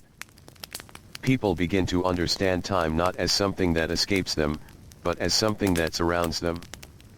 Something they move within, like water in a river. Even dreams, in such a world, might feel less like escape and more like continuation. Images of fields. The sound of water. The memory of tools in hand. The quiet presence of familiar places. All blending softly with rest. As dawn approaches again, the first signs of light appear in a way that feels almost patient. The sky does not rush to brighten. It unfolds slowly, layer by layer, color by color, until the world is once again visible. The Nile reflects this change immediately, as it always does. It carries the sky within itself. Darkness becomes gray. Gray becomes pale blue. Pale blue becomes soft gold. And the river continues its steady movement beneath it all. A new day begins, but nothing feels newly created. Everything feels resumed. Like a sentence continuing after a quiet pause. In the villages, movement returns with the same calm familiarity as before. A hand reaches for water. A door opens with a soft creak. Footsteps move along paths already shaped by countless repetitions. There is no hesitation in these actions. They are known. They are lived. The fields wait just beyond the edges of these settlements. Not in expectation, but in readiness. The soil holds the memory of past seasons. Flood. Planting. Growth. Harvest. Rest. It remembers without needing to speak. Farmers step into this memory as they begin their work. Their movements are slow and deliberate. They do not need to force understanding upon the land. They work with it, adjusting gently to its condition, responding to its changes. The Nile continues to guide this relationship. Its presence determines where life can gather, where crops can grow, where settlements can remain stable. It is not only a river of water. It is a river of structure. In administrative centers, records continue to grow. Each entry adding another small layer to a long, unfolding understanding of how the land functions. What was stored? What was distributed? What was observed? What was expected? These records do not simply describe life. They help maintain it. Scribes sit in familiar postures, their attention steady. Their work is repetitive, but not empty. Each symbol placed carries weight within the system it supports. Without them, memory would remain fragile. With them, memory becomes durable. Officials continue to move quietly through their responsibilities. They observe the flow of goods and labor. They adjust small imbalances when they appear. They do not seek dramatic change. They seek stability. Temples remain places of steady repetition. Their architecture holds stillness even as the world outside moves. Inside, time feels less urgent, more measured, more contained. Rituals continue as they always have. Not because they must change the world in visible ways, but because they reinforce the idea that the world is already in balance, and that this balance should be preserved. The pharaoh remains connected to all of this, not through constant presence, but through symbolic continuity. A figure representing unity. A center around which the structure is organized. His role reinforces the idea that order is not accidental. It is maintained. Outside the structured centers of power, daily life continues in its quieter form. People tend to their homes. Repair tools. Prepare food. Rest during the heat. Work when conditions allow. Their lives are shaped more by environment than by decree. The desert continues to frame everything. Wide. Still. Unchanging. It creates space for the river valley to feel distinct. Contained. Protected. Trade moves along established paths. Boats follow familiar routes, carrying goods between communities that already understand each other's rhythms. There is little unpredictability in these exchanges. They follow patterns built over time. Even challenges, when they arise, are absorbed into the structure of repetition. A shortage becomes a matter of redistribution. A disruption becomes a matter of adjustment. A variation becomes a matter of observation. Nothing stands entirely outside the system. Everything is gradually incorporated into it. This is part of why Egypt can remain steady for so long. Not because it avoids change, but because it absorbs change slowly, through systems already built for continuity. As the sun begins to lower once more, the land softens again. Light becomes warmer. Shadows grow longer. Movement begins to slow. The rhythm of the day gently approaches its resting phase. Villages settle. Fields quiet. The river reflects the fading sky. Gold becomes deep orange. Orange becomes red. Red becomes blue. And then darkness returns again. The stars appear, as they always do. Familiar. Predictable. Unchanging in pattern, even as centuries pass beneath them. And beneath this sky, Egypt continues its long, steady unfolding. Not in sudden turns. Not in dramatic shifts. But in a continuous flow of repetition, adaptation, and balance. The Nile moves forward. And everything built along it moves with it. Quietly. Steadily. Without interruption. The night deepens once more, and with it comes a familiar stillness. Not a silence that feels empty, but one that feels complete, like the land has settled into itself and no longer needs to hold anything else. The Nile continues through this darkness without hesitation. It does not pause for rest. It does not slow for reflection. It simply moves, as it has always moved, carrying the long memory of distant waters through a land that has learned to trust its rhythm. In this quiet hour, Egypt feels less like a collection of separate places and more like a single, continuous presence. Villages, fields, temples, and riverbanks all resting under the same sky. All held together by the same slow current of time. There is something subtle about this kind of continuity. It is not dramatic. It does not announce itself. It is felt in the absence of disruption. In the expectation that tomorrow will resemble today. And that today still resembles yesterday. Far from the river, in the edges of the desert where the land begins to lose its softness, the night feels even more still. The sand holds the heat of the day for a while, then gradually releases it into the cool air. There are no large movements here. Only the faint shifting of wind across open space. Even here, the presence of the Nile is felt indirectly.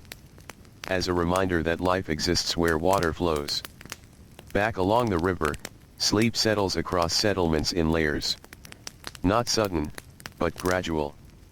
One home becomes quiet. Then another. Then another. Until the entire landscape feels wrapped in rest. And yet, even in sleep, the structure of life remains intact.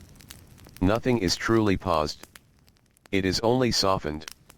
Waiting for light to return.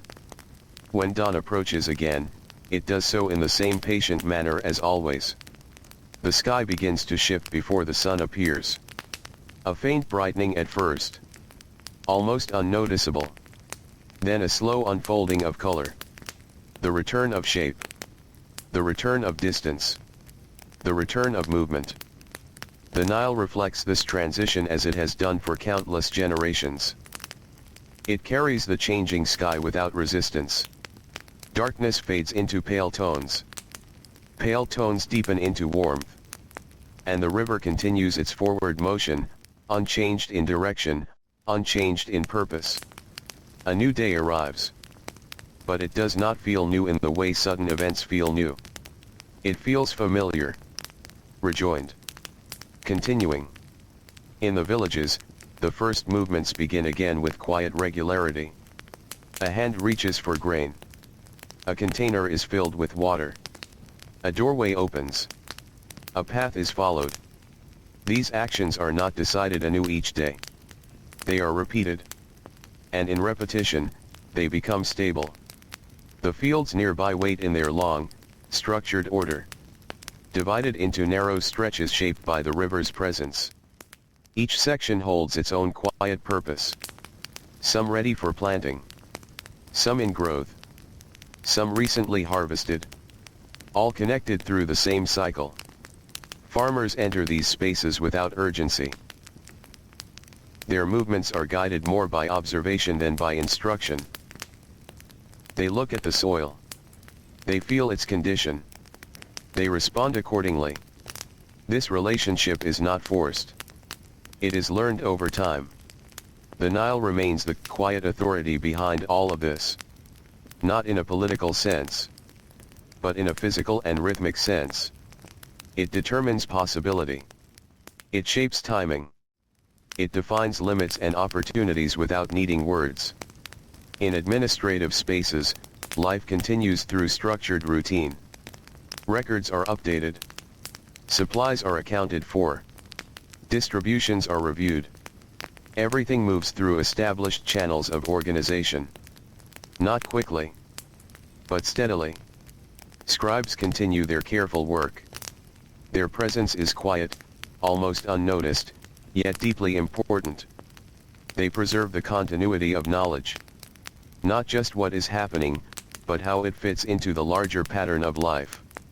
Their writing becomes a record of stability itself. Officials maintain oversight in the same calm manner. Adjusting small imbalances. Observing changes in supply. Ensuring that no part of the system drifts too far from the rest. Their work is not about transformation. It is about preservation. Temples remain unchanged in their purpose. Their interiors are cool compared to the world outside. Their structure reinforces stillness. Inside, time feels less urgent. More layered. More ceremonial. Rituals continue in their familiar order. Movements repeated with precision. Words spoken in the same sequence. Offerings placed with care. These acts reinforce the idea that the world holds together through repetition. The pharaoh remains a central symbol within this structure. Not as a constant presence in daily life, but as a unifying concept. A representation of continuity across the entire land. A reminder that order is maintained through shared understanding. Outside these formal systems, daily life continues in its quiet flow. People repair what is broken. They prepare what is needed. They rest when the heat grows strong. They resume activity when conditions allow. Their lives follow the rhythm of the environment more than any imposed schedule. The desert continues to stand at the edges of this world. Unchanging. Wide. Silent. It defines the boundary within which the river valley exists. A contrast that makes the fertile land feel even more distinct. Trade continues along the Nile in its steady pattern. Boats moving in both directions. Carrying goods, materials, and small elements of connection between communities. These movements are consistent. Predictable. Integrated into the larger rhythm of life. Even moments of difficulty are absorbed into this structure. A low flood. A delayed harvest. A shortage of supplies. Each becomes a variation within the known pattern. Handled through redistribution. Adaptation. Observation. Adjustment. Nothing remains outside the system for long. Everything eventually becomes part of the ongoing cycle. As the sun begins to lower once again, the land shifts gently toward evening. Light softens. Movement slows. Sounds become fewer. The rhythm of the day transitions into rest without interruption. Villages settle into calm. Homes grow quiet. The river reflects the fading sky with steady patience. Gold fades into red. Red fades into deep blue. And then darkness returns, as it always does. The stars reappear. Familiar. Consistent. Unchanged in their arrangement across generations of observation. They mark time not through change, but through return. And beneath this returning sky, Egypt continues its long, uninterrupted rhythm. A land shaped by repetition. A society shaped by continuity. A life shaped by the steady, patient flow of the Nile. Nothing breaks. Nothing rushes. Nothing truly ends. It only continues. The night settles again, not as something that arrives suddenly, but as something that slowly completes itself. Light withdraws in stages. First from the fields, then from the riverbanks, then from the narrow paths between homes, until finally, everything is held in a deep, even darkness that feels less like absence and more like rest. The Nile continues beneath it all. It does not change its pace for night. It does not become something different in darkness. It remains what it has always been: steady, flowing, quietly persistent. In this long stretch of darkness, Egypt feels as if it is suspended within a larger rhythm that no single moment can fully define. Not beginning. Not ending. Only continuing. Time, in this place, is not experienced as a series of sharp edges. It is experienced as layers. One day resting gently on the next. One season folding into the next without disruption. One generation learning from the one before it, then passing that knowledge forward in the same quiet manner. Far from the river, the desert remains unchanged. It does not move. It does not shift in any noticeable way from one night to the next. But even this stillness is part of the larger balance. It frames the Nile Valley. It defines what is fertile by surrounding it with what is not. It creates contrast that helps shape understanding. Along the river, the villages rest once more. There is no sense of urgency in their stillness. Homes are dark but not empty. They are filled with the presence of people resting in familiar spaces, surrounded by objects that have been used and returned to their places countless times before. The Nile continues to move through the sleeping landscape. It does not belong to any one village. It passes all of them equally. It is shared without division. And in this shared presence, it becomes a quiet foundation for connection. When dawn begins again, it does so in the same gentle way it always has. The first change is almost invisible. A slight lifting of darkness. A softening at the edge of the sky. A faint return of color that slowly expands outward. The river reflects this transition as part of its continuous movement. There is no moment when it stops being what it is.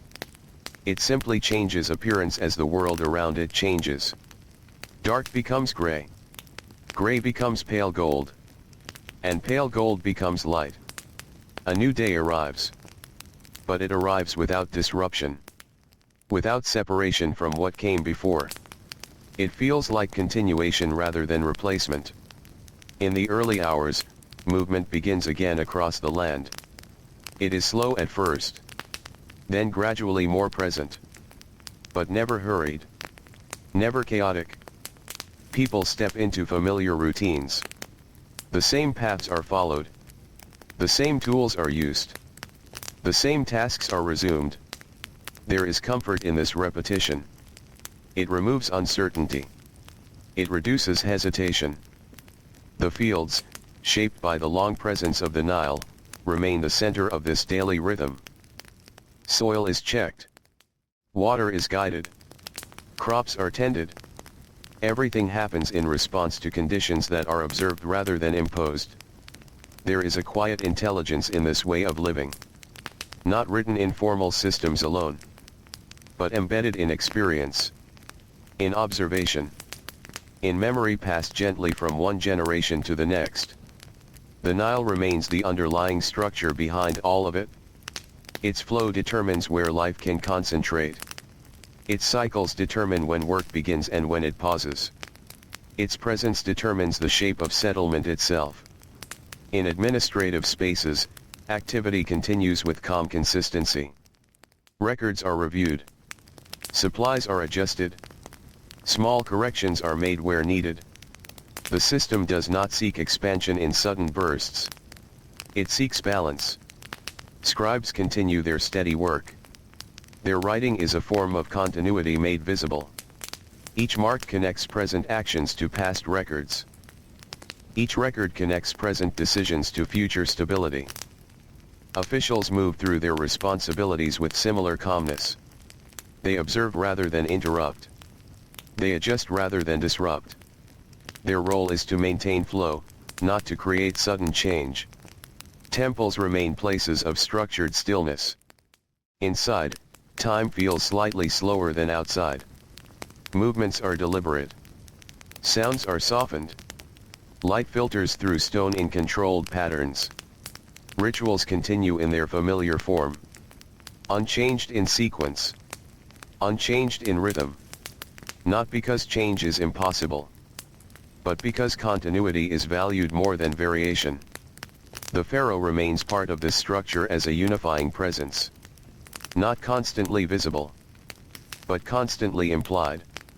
A symbol of the land's cohesion. A representation of order sustained across time. Beyond formal structures, daily life continues in its quiet way.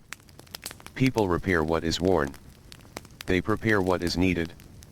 They rest when the environment demands it. They act when conditions allow. Their lives follow the rhythm of the land more than any instruction. The desert continues to stand at the edge of this world. Silent. Wide. Unmoving. It does not interfere with the river's path. It simply frames it. Trade moves along established routes. Boats glide with familiar motion. Goods pass between communities that already understand each other's patterns. There is little uncertainty in these exchanges. Only repetition. Only flow. Even disruptions are absorbed into this rhythm. A season that brings less water. A delay in transport. A shortage that requires adjustment. These are not breaks in the system. They are variations within it. Handled through shared understanding. Through gradual correction. Nothing remains outside the structure for long. Everything eventually becomes part of the ongoing pattern again. As the sun begins to lower, the land softens once more. The intensity of the day fades. Shadows lengthen. Movement slows. The transition toward evening happens naturally, without resistance. Villages begin to quiet. Work is set aside. Homes become still. The river reflects the changing sky with steady patience. Color shifts gradually. Gold becomes orange. Orange becomes deep red. Red becomes blue. And then darkness returns again, as it always does. The stars appear once more. Familiar. Consistent. Unchanged across generations of observation. They mark time not through interruption, but through return. And beneath them, Egypt continues its long and steady unfolding. A civilization shaped not by sudden transformation, but by repetition, by rhythm, by continuity that stretches across time without breaking. The Nile flows forward, and everything built along its banks flows with it. Quietly, steadily, without end. The night returns again, but it never truly feels like something that begins. It feels more like something that resumes. As if the world simply lowers its voice and continues the same long thought it has always been thinking. The Nile moves through this darkness with no change in behavior, no adjustment in pace. It does not respond to the presence or absence of light. It simply flows, as it always has, carrying distance and time together in the same quiet motion. In this stillness, Egypt feels less like a place and more like a condition of continuity. A long, steady arrangement of life that does not reset with each day, but extends through it. Far from the river's center, where the land begins to dry and flatten into endless sand, the desert remains unchanged. It does not grow or shrink in ways that can be easily noticed. It simply exists in vast, patient silence. A silence so large it does not feel empty. It feels complete. At the edge of the silence lies the narrow band of life shaped by the Nile. A green thread running through a wide, dry world. And along this thread, everything that defines Egyptian life continues its slow rhythm. Villages rest once again under the night sky. Not scattered or isolated in feeling, but connected through shared patterns of life. The same river. The same cycles. The same understanding that tomorrow will follow the same structure as today. Sleep settles gently across the land. It does not arrive suddenly. It builds gradually. One household becomes quiet. Then another. Then another. Until the entire valley feels as if it has lowered itself into rest together. The Nile continues moving beneath this shared stillness. It carries within it the unseen weight of distant rains, far beyond the borders of sight or experience. Yet by the time it reaches this land, it has already been shaped into something familiar. Something expected. Something trusted. When dawn begins to return, it does so in a way that feels almost inevitable. As if light is not arriving, but remembering where it belongs. The horizon shifts first. Then the sky. Then the land itself begins to reappear in soft outlines. The river is always among the first to reflect this change. It does not wait. It responds immediately, carrying the new light across its surface as though it has always been ready for it. Darkness becomes gray. Gray becomes pale gold.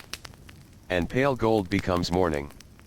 A new day begins, but nothing feels separated from what came before. There is no sharp boundary between yesterday and today. Only continuation. In the villages, life resumes in its familiar order. Movements are slow at first. Then gradually more present. A hand reaches for stored grain. A container is filled with water. A path is walked without hesitation. These actions do not require decision in the way modern thought might expect. They are already known. Already embedded in habit. The fields wait just beyond these early movements. Not passive, but ready. They exist in a state shaped by repetition. Flood. Rest. Planting. Growth. Harvest. Rest again. A cycle so consistent it becomes part of identity. Farmers enter the cycle without needing to define it each time. They observe. They adjust. They respond. Their knowledge is not separate from their labor. It is contained within it. The Nile remains the quiet organizer of all of this. Its presence determines the structure of life without issuing commands. It does not instruct. It simply sets the conditions. And everything adapts around those conditions. In centers of administration, work continues with steady consistency. Records are reviewed. Distributions are balanced. Small corrections are made where needed. The system does not aim for expansion in sudden leaps. It aims for maintenance. For continuity. For stability. Scribes remain focused on their steady work. Their writing preserves the flow of daily life in a form that does not fade with memory alone. Each entry becomes part of a larger record of continuity. A written reflection of an unwritten rhythm. Officials continue their quiet movement through these systems. They observe patterns. They respond to changes. They ensure that balance is preserved across different parts of the land. Their role is subtle but essential. Like adjustments made to keep a long structure aligned. Temples remain still and structured. Their interiors hold a different kind of time. A time that feels slower. More layered. More deliberate. Inside, movement is carefully controlled, as if each action belongs to a larger sequence that extends beyond the present moment. Rituals continue without interruption. They are performed in the same order. With the same gestures. The same offerings. The repetition is not symbolic alone. It is structural. It reinforces the idea that stability is maintained through consistency. The pharaoh remains present as a unifying figure within the system. Not always seen. But always understood. A center of symbolic order that ties together the various layers of society. A reminder that the structure has coherence. That it is not fragmented, but aligned. Outside these formal structures, life continues in its quieter, more immediate form. People repair what is worn. They prepare what is needed. They rest when conditions require it. They act when conditions allow it. Their rhythm is shaped more by environment than by instruction. The desert remains unchanged. It does not compete with the river. It does not encroach upon it. It simply defines its boundary. A vast, still presence that frames the narrow space of life. Trade continues along established paths. Boats move with predictable motion. Goods pass between regions that already share understanding. There is little unpredictability in these exchanges. They follow patterns shaped over time. Even disruptions, when they occur, are absorbed into the existing structure. A delay becomes a rescheduling. A shortage becomes a redistribution. A variation becomes an adjustment. Nothing stands outside the system for long. Everything is eventually integrated. As the sun begins to lower again, the land softens in its familiar way. Light becomes warmer. Shadows stretch longer. Movement slows naturally. The day moves toward rest without resistance. Villages quiet once more. Homes grow still. The river reflects the fading sky with steady calm. Gold fades into red. Red fades into blue. And then darkness returns, as it always does. The stars appear again in their familiar arrangement. Unchanged across generations. Their presence marking time not through change, but through return. And beneath this returning sky, Egypt continues its long and uninterrupted rhythm. A civilization shaped not by sudden shifts, but by steady repetition. A land defined not by interruption, but by continuity. A life carried forward by the gentle, unending flow of the Nile. The night returns again, but it does not feel like something separate from the day. It feels like the same world simply lowering its brightness. A soft dimming across land, river, and sky, as if everything is resting its eyes for a while before opening them again. The Nile continues through this darkness without change. It does not become slower. It does not become still. It simply remains in motion, steady and uninterrupted, as it always has been. In this deep stillness, Egypt feels like a single continuous breath. Inhaling through the day. Exhaling through the night. No sudden breaks. No sharp edges. Only flow. Only return. The desert, vast and unmoving, surrounds this rhythm like a silent frame. It does not participate in the cycle of growth and harvest. It does not respond to the flood or the soil. It simply exists beside it. A reminder of stillness on a scale larger than life itself. And within that contrast, the Nile becomes even more defined. A narrow path of movement through an otherwise quiet world. A line of life running through stillness. A line that everything depends on, directly or indirectly. Villages rest again beneath the night sky. There is no feeling of separation between them. Even in darkness, they feel connected by shared rhythm. Shared river. Shared expectation that morning will come in the same gentle way it always has. Sleep spreads slowly across the land. Not as an interruption, but as a continuation in a different form. Movement becomes stillness. Sound becomes quiet. Awareness softens. And the land settles into rest. Far upstream, unseen and distant, waters continue their long journey toward this place. They gather in regions far beyond memory. They merge, they flow, they travel across long distances before reaching this narrow valley. By the time they arrive, they are already shaped by time itself. Already organized by distance. Already prepared for their steady passage through Egypt. And so when the Nile appears here, it does not feel chaotic. It feels refined.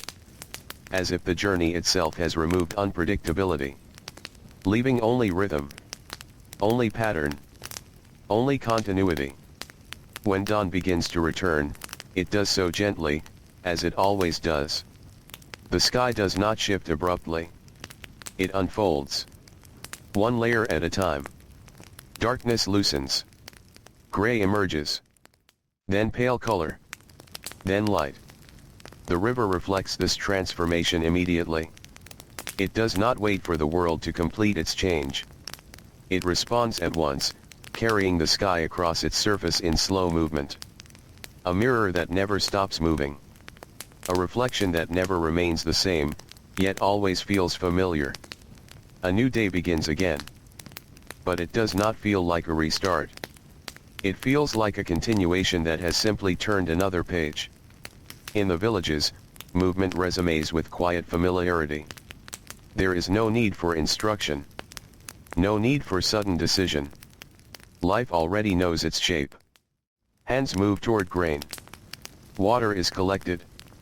Tools are prepared. Paths are walked without hesitation. The fields remain in their structured stillness until they are entered. They do not demand attention. They respond to it. Soil, shaped by previous floods, waits with quiet readiness. Not passive, but prepared. Farmers enter this space with understanding that does not need to be spoken. They read the land. They adjust to it. They work with it rather than against it. Their actions are shaped by observation more than command. The Nile continues to guide everything without speaking. It defines what is possible. It defines when things happen. It defines where life gathers and where it does not. Its influence is constant, but never forceful. In administrative spaces, the same quiet order continues. Records are checked. Stores are measured. Distributions are balanced. Each action is small on its own. But together, they maintain structure across the land. Scribes continue their work with steady attention. Their writing is not decoration. It is memory made stable. A way to hold information across time without relying on human recall alone. Each symbol is part of a larger continuity. A quiet architecture of record. Officials move through their responsibilities with similar calmness. They do not seek disruption. They seek adjustment. They ensure that systems remain aligned with themselves. That nothing drifts too far from balance. Temples remain places of controlled stillness. Inside, time feels different. More deliberate. More contained. Light moves slowly across stone surfaces, shifting gently throughout the day. Rituals continue without deviation.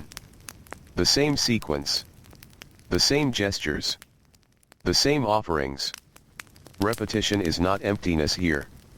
It is structure. It is preservation. The pharaoh remains a unifying presence within the system. Not always physically visible, but always conceptually present. A symbol of alignment across a wide and varied land. A point around which order is understood to gather.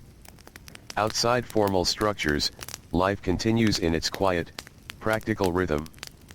Homes are repaired when needed. Food is prepared when required. Rest is taken when conditions demand it. Nothing is forced beyond its natural timing. The desert remains unchanged. Still. Wide. Endless in appearance. It does not interfere with the river's path. It defines its edges. It gives shape to the space where life can exist. Trade continues along the Nile in steady motion. Boats move with predictable rhythm. Goods pass between communities that already share understanding. There is little uncertainty in these exchanges. Only continuity. Only flow. Even when difficulties appear, they are not treated as breaks in the system. They are treated as variations within it. A lower flood becomes an adjustment in planting. A delay becomes an adjustment in distribution. A shortage becomes an adjustment in storage. Everything is absorbed into the structure of continuity. Nothing remains outside it for long. As the sun begins to lower again, the land softens into evening. Light fades slowly. Movement decreases naturally. Sound becomes quieter. The rhythm of the day transitions without resistance. Villages settle. Homes grow still. The river reflects the changing sky with steady patience. Gold becomes orange. Orange becomes deep red. Red becomes blue. And then darkness returns once more. The stars appear again, unchanged in their arrangement. Familiar across generations. Their patterns marking time not through disruption, but through return. And beneath this returning sky, Egypt continues its long, steady unfolding. Not shaped by sudden change, but by repetition, by rhythm, by continuity that stretches across time without breaking. The Nile flows forward, and everything along its banks flows with it, quietly, steadily, without end. Night settles one last time, not as an ending that feels sharp, but as a closing that feels natural. Like a breath that slowly finishes without effort. The land of Egypt becomes quiet again, as it has done so many times before. The river continues its movement, unchanged, unhurried, carrying forward the same rhythm that has shaped everything we have followed. But now, something gentle begins to settle into this long flow. A sense of completion. Not of stopping, but of understanding. For thousands of years, the Nile has been the center of everything here. It has guided settlement, shaped farming, influenced belief, and structured daily life. Its floods brought both challenge and renewal. Its steady flow made survival not only possible, but repeatable. And in that repetition, something rare in the ancient world took form. Continuity. Egypt did not avoid change because it was untouched. It did not remain stable because nothing ever happened. It remained stable because it learned how to hold change without breaking under it. It built systems that absorbed variation. It developed habits that turned uncertainty into rhythm. It shaped life around something that could be trusted even when everything else shifted slightly over time. The deserts protected it from sudden disruption, but they did not isolate it completely. Trade, movement, and exchange still flowed in and out through the river. Ideas came and went. People came and went. But the structure along the Nile remained strong enough to hold its shape. Kings rose and ruled. Temples were built and rebuilt. Scribes recorded the passing of years. Farmers worked the same soil their ancestors once touched. And through all of this, the pattern did not collapse. It adjusted. It continued. It endured.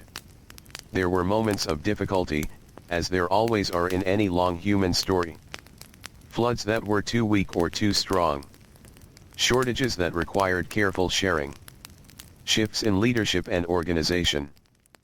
But each of these moments was met not with fragmentation, but with adaptation. The system bent. But it did not break. And so, over long stretches of time, Egypt became known not for sudden transformation, but for endurance. For continuity that stretched further than memory could easily hold. For a civilization that learned to move with time rather than against it. The Nile remains, even now in this telling, as the central image of that endurance. A river that does not rush toward a destination, but simply continues. Bringing life where it flows. Shaping everything it touches. And remaining, always, in motion. As the final night of this long journey settles, the land grows quiet once more. The fields rest. The villages rest. The river moves on. The stars appear above a landscape that has known them for longer than any single life can remember. And there is a gentle realization that arrives here, softly, without emphasis. That what made Egypt remarkable was not that it avoided chaos completely, but that it learned how to live beside uncertainty without being consumed by it. It learned rhythm. It learned patience. It learned continuity. And in that continuity, generations found a way to live not in constant disruption, but in repeated understanding. Not in sudden change, but in steady return. Not in fear of time, but within time itself. Now, as this long story comes to rest, nothing truly ends. The river does not stop. The land does not disappear. The cycle does not close. It simply continues beyond what is spoken here.